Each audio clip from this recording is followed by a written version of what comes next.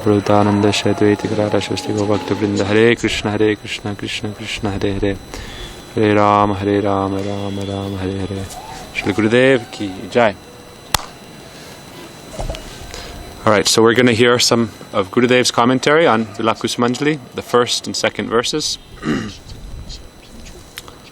The first verse we learned, we can say together. Tvam rupa manjari saki pratita puresmin pungsa parasya vadanam nahi pashyasiti bimbadare shatamanagata bhartrikaya yatte vyadai kimutachchuka pungavena.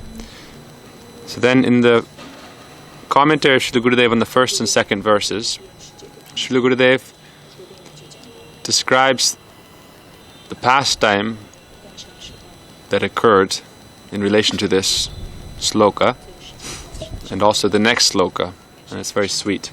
So we'll discuss those pastimes today. And along with discussing and relating those pastimes, Srila Gurudev explains a very important point about the Manjaris, which is that he says the Manjaris are within what is called Kama Rupa Rati. So there are different kinds of Krishna Rati. Rati means a deep attraction or love for Krishna. And this manifests differently in the sakas as a mood of friendship, or in the mothers and fathers as a mood of parental affection. And among those in Madhurya Ras, the gopis, it manifests as this calm, transcendental desire to be with Krishna. It said of this Kama Rupa Rati, which is also called Kamanuga, there are two kinds. One is called Sambhog Icchamahi, which is the desire to directly meet with Krishna, and the other is called Tat Bhav Icchamahi, which is the calm to be with Krishna is fulfilled through the anugatya of Srimati Radhika. This is how Gurudev explains it. He said the Manjaris, who are the Prana Sakis and the Nitya Sakis, of the 5 kinds of Sakis we learned, they fulfill their Kama Rupa Rati through the anugatya of Srimati Radhika. Through the shelter of Srimati Radhika, they fulfill their calm or desire for Krishna. And it said that actually they don't want to directly meet with Krishna because their love for Krishna is completely filled through Srimati Radhika. And it said that when Radhika meets with Krishna, the signs of her meeting with Krishna appear on the bodies of the Manjaris, as well as the moods of Srimati Radhika appear within the hearts of the Manjaris. So Gurudev describes this. But however, at the same time, because they are within this Kama Rupa Rati, sometimes Radhika desires that they will meet directly with Krishna. Gurudev actually says she always desires that they will meet with Krishna. The Sakis and Manjaris, she always has this mood. It said, however, because in Braj everything is parakiya, indirect, and also to further enhance the sweetness of their pastimes, externally, if other Sakis meet with Krishna, or it appears that Krishna meets with them all equally, then Radhika experiences man, some kind of jealous anger. We try to translate it like jealous anger, but really it's something more spiritual and esoteric. So man means she gets in some contrary mood, but really she always has this deep attraction and love, and ultimately she also wants that Krishna will meet with the other gopis. This is her own desire. But then to enhance the sweetness, she also genuinely feels this man. It's not that she pretends to only feel man. Really, she feels this man. So Gurudev says that, he explains that after the during the Ras Leela, Gurudev says actually, that there's a few different things Gurudev explains. So basically he tells about when did Raghunath Das Goswami realize this verse and speak it. So Gurudev said that these verses, like this Tvam Rupa Manjari verse, when did this verse get spoken? He said we shouldn't think Raghunath Das Goswami is realizing this in his own sadhaka form as a man in Gaur Lila and writing this. He said actually this is her writing this, meaning Tulsi Manjari or Rati Manjari. She spoke this to Rupa Manjari directly. So it said after the Ras, sometime after the Ras Leela. There are many different Ras Leelas, so it doesn't say which Ras Leela. In the Bhagavatam we hear Ran Ras Leela, but actually Ras Leela is eternally going on in many different ways. So after one Ras Leela, Rati came to Rupa and saw this cut on her lips. And so then she spoke this verse. Said Rati Manjari spoke this verse, Tvam Rupa Manjari Saki Pritta Puresmin, saying that, oh, even though you are so chaste, you never look at the face of another pungsa, still you have this cut on your lips. How has this happened? Perhaps it was done by the best of parrots. And it said this is her way of offering her pranam, showing her love. He said in Braj they don't have this formal mood, so it's only a mood out of love and affection. So even though Rupa is her superior, they have intimate friendship and they don't have this external mood that I am junior or you are senior. So she speaks like this. So it said at that time, Rupa Manjari embraced Rati Manjari. And it said she smiled, and then she said yes. She indicated that yes, this is so. Krishna came and bit my lip. So Gurudev said there's a general case and then there's a specific case. So generally speaking, when Radhika meets with Krishna, the signs of the meeting of Radhika with Krishna appear on the bodies of the Manjaris, as well as her moods appear in their hearts. But then in this specific case of this verse, it was a direct meeting. And then after that it said Rupa described the pastime, that after Krishna did this, then she ran into the kunj and embraced Srimati Radhika and told her what happened. And Radhika embraced her and said, don't worry. And then later, in the third verse, we're going to hear how actually we won't discuss that now, but in the third verse it's described how Rati Manjari goes and collects Radhika's mekala, or bracelet with many bells. So we'll hear that afterwards, but first we're going to finish this discussion that Gurudev says that. So this is where the verse came about, that Rati Manjari met with Rupa Manjari sometime after the Ras Leela. So it said, how does that happen then? It said that Radhika, Gurudev explains that Radhika wants Krishna to meet with the Sakis. And the Manjaris are also one group of Sakis. It said that after Ras Leela, during the Ras Leela, they're all dancing and singing and playing together. Then afterwards, sometimes they will wander along the bank of the Jamuna in the very cool breeze. Then sometimes they will swim in the Jamuna. This is called Jal Krida. They'll play many other games. Sometimes they'll steal the flute. Or they have many sweet pastimes. So it said after that, sometimes Radhika will enter the kunj with Krishna after their water sports, and then Krishna will also enter into other kunjas of other sakis. This is by Radhika's desire. So it said this is in her internal mood, that Radhika wants Krishna to meet with the other gopis. This is the internal mood. However, at the same time, Radhika will have not like an external mood, but there are different layers of moods going on. So in one layer, or one, you could say, more external mood, is that Gurudev then describes Basanti Ras. So he said in one Ras, Radhika will enter the kunj, and then Krishna will enter many other kunjas in many other expanded forms and meet with the different gopis.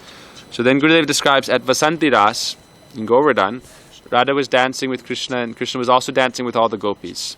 And then Radhika saw that, this is described in Geet Govinda actually, that like Geet Govinda is based on this Basanti Ras. So Radhika saw that, oh, Krishna is dancing with everyone equally.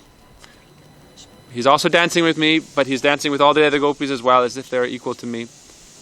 And so then she felt this man, and she left the Basanti Ras dance. So it said at that time, then the Ras dance stopped, and Krishna also left to search for Radhika, but he could not find her immediately. So it said that then Radhika she went some way away, and the Sakis went and met with Radhika and asked her why she had left, etc. And it said that Radhika was actually weeping in separation, wanting to be with Krishna. It said that Radhika then spoke this verse that's in Geet Govinda. She said, Smaratu manome krita parihasam. This is one line in Geet Govinda. So after she left the Basanti Ras, she spoke this when she was meeting with the Sakis. She said, Smaratu manome krita parihasam. And Gurudev ties this into the second verse of Vilap Kusumanjali. So we'll discuss that more tomorrow. Today we'll just tell this part. So Smaratu manome krita parihasam. Radhika then says, I am remembering Krishna's sweet playful pastimes. Smaratu manome krita parihasam. Parihasam means laughing and joking or teasing. So Radhika there in separation, when she's asked by the gopis about her feelings, then she says this line, and she says she remembers Krishna's joking, playful pastimes. So she tells one pastime that one time Krishna was meeting with Srimati Radhika in the Kunj. And then he said, "Oh Priye, oh Chandre, oh Chandra," like she said, Krishna wanted to tease her, so he called her Chandra, like Chandravali. He was meeting, "Oh, you're so sweet, you're so beautiful, oh Chandra, you are my dear most beloved, oh Chandra." He kept saying this. So Radhika became very upset and like scolded him and left. So it's like what to do. Krishna himself, he instigated this, but then he thought, "Oh, I've done wrong. I shouldn't have teased her so much." He knows that Chandravali is like the fierce rival of Srimati Radhika. And so sometimes in Chandravali's Kunj, Krishna will say, "Oh Radhe, how are you? Oh Radhe, you are so beautiful. Oh Radhe, you are my dear most beloved." And then Chandravali will say, "Oh Kamsa, how are you?" So she will also tease Krishna. So sometimes Krishna does like this to enhance the sweetness of the pastimes. So Krishna told Radhika, "Oh Chandre, oh you're so beautiful, oh Chandre." And Radhika became upset and left. So then Krishna thought, "Oh, I've done something wrong. What should I do now? How will I break her man?" This is one of their eternal pastimes. Krishna does something like this, and then Radhika enters man, and then Krishna has to figure out a way to break her man. So Krishna prayed to one Saki, "Please become my messenger, and go to Radhika and beg forgiveness. And tell her I have done great harm, I've done wrong, I've hurt her feelings. Please tell her I'm sorry, it was a mistake. I'll never do it again. I only love her, I'll never meet with anyone else." So Krishna said, "Please go and tell her like that." So he sent one duti. Duti means messenger. Different Sakis sometimes take on the services of a duti or a messenger. So Gurudev said that he may have sent Lalita, Vishaka or Rupa Manjari also. Gurudev describes like that. So they went to Radhika and said, "Oh, Krishna is saying he's sorry, he made a mistake, he's begging forgiveness again and again. Oh, I have so many faults, I'm so bad, please forgive me, I won't do like this again." But Radhika says, "No, I will never forgive him." So they go back to Krishna and say, "Oh, what can we do? She's very mad, she's not going to forgive you so easily." So Krishna thinks, okay, what to do then? Krishna thinks, okay, I'll do something different. Krishna himself then dressed up as the messenger. So it said that Krishna dressed then as a Saki, and like a very beautiful Saki, he went to Srimati Radhika, and Radhika saw him, and she was at that time also feeling man, but also feeling viraha, separation. So it was mixed together. And then she saw this gopi, and she could not recognize Krishna. She thought, "Oh, this is some Saki." And so this Saki paid pranam to Radhika, and then said, "Oh, I've come with a message." So Gurudev said, in this pastime, Krishna becomes his own messenger. Krishna becomes Krishna's own messenger. And then he goes to Radhika in the form of a Saki and begs, "Oh Radhika, Krishna is sending his apologies, and he's saying he's very sorry, he's made a great mistake, please forgive him. He has thousands of faults. Anyhow, please, he doesn't mean wrong, it was a mistake, so please forgive him." And so then again and again she begs, who is Krishna, the Saki begs for Krishna, on Krishna's behalf, for forgiveness. But it's Krishna directly, but he's doing it like this indirectly. And then Radhika finally gives up her man, and then she embraces the Saki. And then as soon as she embraces the Saki, she realizes, "Oh, this is just Krishna, he's just come like this to tease me again." But anyhow, it said that then again they started Ras Lila. Radhika's man, she began to laugh. It said Krita Parihasam. Smaratu manome Krita Parihasam. At that time when she embraced the Saki, then they began to laugh. And so Radhika, when she first left Vasanti Ras, she mentioned this pastime. So it's like a pastime within a pastime. When she left Vasanti Ras, then she said this verse, and this is in Gita Govinda, Smaratu manome Krita Parihasam. Oh, she said, I'm remembering Krishna's playful pastimes with me. So she remembers this pastime, how Krishna called her Chandra, and how she left, and then how he tried to break her man by sending one messenger, and then he came himself as a messenger in the guise of a Saki, and then anyhow appeased her, and then she embraced him, and then she realized it's Krishna, and then they began to laugh. So Smaratu manome Krita Parihasam. So it said that Radhika will have these internal and external moods. Like internally she wants Krishna to meet with the other gopis, but also at the same time if Krishna will speak of another gopi, especially like Chandravali, then she'll experience man.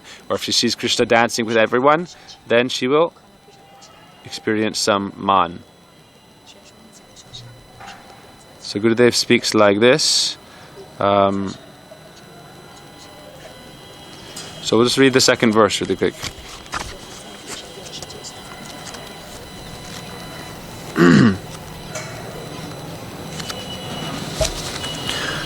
Okay, second verse. Stala kamalini yuktam garvita kananesmin pranayasi varahasyam pushpagucha chalena vapinila kalatasta soda bhakta samunchan mrigayati tava margam Krishna bringo yaradya. So in this verse, Gurudev describes how this verse applies to Rupa Manjari but also to Radhika herself. So when it says that Pranayasi varahasyam pushpagucha chalena. Pushpagucha chalena means a cluster of flowers like lotuses or other flowers that blossom closely together. But Gurudev describes this is actually laughing, joking, smiling and playing. So it's like many different emotions in hasya ras mixed together. Because it said pranayasi varahasyam pushpagucha chalena. Pranayasi varahasyam. Hasya means laughing, joking, smiling. In this mood of hasya ras, like playful, happy, joking like mood. So when he says pushpa, pranayasi varahasyam pushpaguchalena, it's saying basically that you are a lotus on the land, but you are smiling and laughing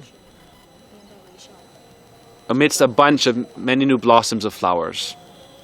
He's flying, smiling like a lotus. Yeah. Yeah. Like the cluster, Puspa Gucha Chalena. Gucha means like a cluster or like a bouquet. So a gucha means like sometimes you see like champak flowers, how there's a cluster of like 10, 20 champak flowers nearby, or other kinds of flowers like that also. So Puspa Gucha Chalena means many flowers. Blossoming means, the example given here, the blossoming flowers means like laughing and joking and smiling. Many flowers blossoming together. Because the lotus here is a metaphor for the Manjaris, also for Radhika. So in this second verse it said that Rati Manjari is praying on one hand to Rupa, but in a deeper sense to Radhika herself. And we'll discuss that more tomorrow. But the basic idea is that the lotus is feeling its good fortune, that the bee of Sri Krishna has left aside all the other lotuses and flowers and come to her.